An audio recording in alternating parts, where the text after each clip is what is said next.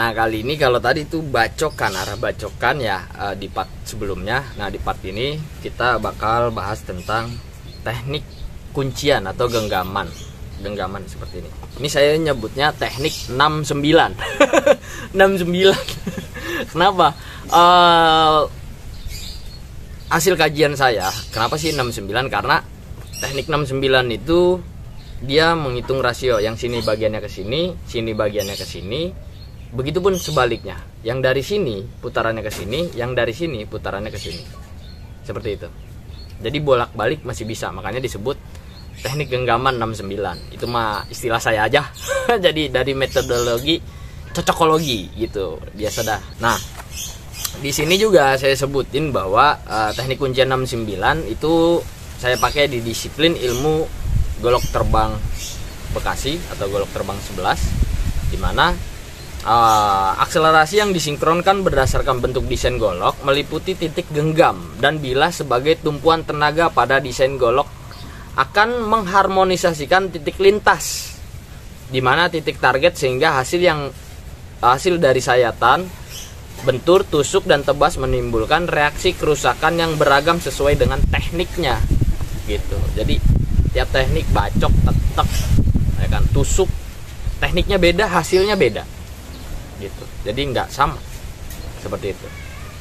Nah, saya juga tulis bahwa posisi ujung ibu jari itu harus lurus ke depan seperti ini ketika mengunci ya, dengan telapak jari menempel pada pangkal selut Ricasso dengan tekanan tenaga 20%. Nah, seperti ini gitu ya. Jadi sekitar 20%. Jadi 4 jari yang menempel pada payus gagang menjadi perangkat sekaligus menyeimbangkan tenaga, penempatan tenaga pada bagian yang diprioritaskan sebesar 20%. Jadi di gagang itu diprioritaskan sebesar 20%. Sedangkan ruas ibu jari pertama bagian dalam menempel pada bilah golok kenit Ricasso dengan pola tekanan tenaga sebesar 50%. Nah, telapak lambung itu telapak ini ya, telapak tangan yang ada di lambung, berarti telapak ini nyambungnya ke lambung, itu maksudnya. Itu memposisikan tangan tertempel fleksibel, merenggang bagian lunggu dengan tekanan 30%. Maksudnya seperti ini. Ini kan renggang nih, terus nempel. Nah, kayak gitu ya, renggang terus nempel. Itu 30%. Nah, telapak bagian bawah yang menempel pada pinggir payus bergerak fleksibel dengan pola tenaga 20%. Jadi ada pola bagian telapak atas, telapak bawah, telapak atas. Fungsi lambung, fungsi bawah itu beda. Yang bawah itu rasakan ketika teman-teman atau abang po di rumah. Yang telapak lambung fungsinya di lambung, tekanannya. Nah, sedangkan telapak atas itu tenaganya lebih banyak di tonggo, yang memang mengakselerasikan tenaganya berada di semua bagian tajam atau mata bilah atau seket, seperti itu. Nah, dari keterangan yang saya berikan, alur arah rasio tekanan berdasarkan desain golok menggambarkan presisi prioritas tenaga genggam dan bilah golok menjadi alur gerak yang harmoni dalam konteks bela diri golok, sedangkan gambar tangan yang dipresentasikan dalam bentuk angka menjadi tolak ukur dalam penggunaannya dalam disiplin ilmu bela diri pencaksilat golok, seperti itu. Jadi belajar golok ribet ya bang? Ya enggak sih sebenarnya kalau mau belajar mah gitu. Nah, saya akan lanjut. Saya bikin oret-oretan. Saya gambarin oret-oretan. Mana kotor lagi, ceblok. Ini oret-oretannya tuh. Nah, Bang Po bisa lihat. Saya menggunakan rumus rasio ya, rumus rasio atau rumus diagram, dimana gerakan ini kita bisa hitung akselerasinya gitu. Titik awal rasio putaran dari mulai lingkaran eluk gagang menuju bilah atau curug congok, putaran depan dilakukan setiap dari sikut teknik baku dalam bela diri golok terbang. tentu pada penggunaan jari telunjuk di ruas kedua, sedangkan prioritas tumpu output tenaga terdapat di ujung bilah golok, bagian curug atau bagian menurun ujung bilah. Nah, pola rumusan putarannya bacok nih, masih bacok ya. Yang tadi saya sebutin itu masih bacok.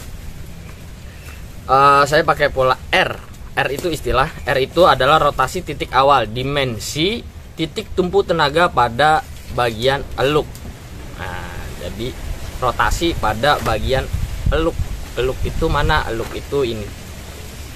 Ini eluk. Ya, eluk. Bagian eluk. Bagian eluk itu 0,50. Karena kan ngitungnya rotasi ya. Nah, terus saya gunakan istilah LU. LU itu lepas ujung. Lepas ujung adalah tumpuan output tenaga pada bilah yang terletak pada bagian curug. Nih, curug. Jadi kalau di sini yang tadi saya gambarin, tenaganya ada di sini nih, outputnya. Gitu. Nah, terus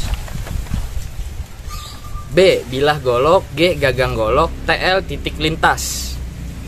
B bilah golok, G gagang golok, TL titik lintas. Seperti itu. Nah, jadi rumusannya R sama dengan 0,50 ditambah LU sama dengan 70, atau dalam kurung 0,50 ditambah 70 sama dengan 0,120. Nah, rumusannya G dalam kurung min 3, min 2, B 62, 6, min 2, TL 6,12 dalam kurung. Nah, rumusannya G min 3, min 2 besarannya A. Gitu, besarannya A. Terus X per Y sama dengan loss 120 sin 120 per sin 120 min loss 120 sama dengan min 3 per min 2, atau XY X per Y 3 per 2 ditambah kuadrat 3 titik min 3 per kuadrat 2, 3 ditambah 1. Itu untuk rumusan G, berarti genggaman. Sedangkan rumusan dari bilahnya 6,-2 gitu. Jadi sebenarnya harus ketemu bareng. Penasaran, ngobrol aja dah. Gitu ya. Nah, hasil dari sayatannya itu yang saya bilang bacok, ketika pakai rumusan ini, outputnya, titik targetnya yang terusak itu 3 lapis kulit antara epidermis, dermis sama hipodermis yang kena tuh, yang kena dari hasil sayatan atau bacokan itu. Jadi merusak bagian kulit sampai ke dagingnya itu ada epidermis, dermis sama hipodermis. Nah, kerusakannya seperti apa? Kerusakan dari penggunaan rasio itu darahnya rembes, tidak mengalir banyak, tapi rusaknya bonglak. Sobeknya itu membuka seperti itu. Nggak diem, dia membuka gitu. Nah, jadi teman-teman juga wajib paham tentang desain golok dan desain tubuh kita gitu. Jadi tadi ada bahasa lintasan itu dari titik awal ke titik bentur target, itu kan lintas, ada daya. Kenapa? Karena bumi ini kan punya gaya gravitasi.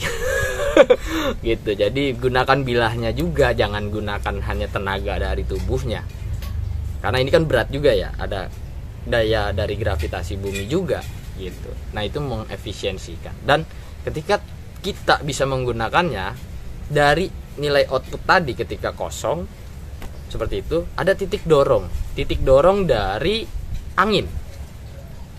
Nah, titik dorong dari angin itu sangat berpengaruh. sangat berpengaruh pada hasil sayatan gitu. Jadi itu tadi tentang akselerasi, rasio dan fungsi dari golok, versi golok terbang ya yang pasti. Nah selanjutnya mungkin saya akan bikin tutorial bagaimana sih ketika ini digunakan dalam ilmu bela diri. Nah bagian-bagian ini kan punya fungsi nih. Yang pasti saya tunggu jawaban selanjutnya dari Abang Po di versi bela dirinya, gimana ketika kita menggunakan akselerasi yang baik dengan hitungan rasio seperti itu. Saya berterima kasih kepada Abang Po yang terus ngedukung channel Golok Terbang Bekasi. Semoga selalu sehat walafiat dan banyak rezeki. Tangan gagu kena besi, kacamata hitamnya taruh di lemari. Jangan ngaku orang Bekasi kalau nggak cinta budayanya sendiri. Wassalamualaikum warahmatullahi wabarakatuh.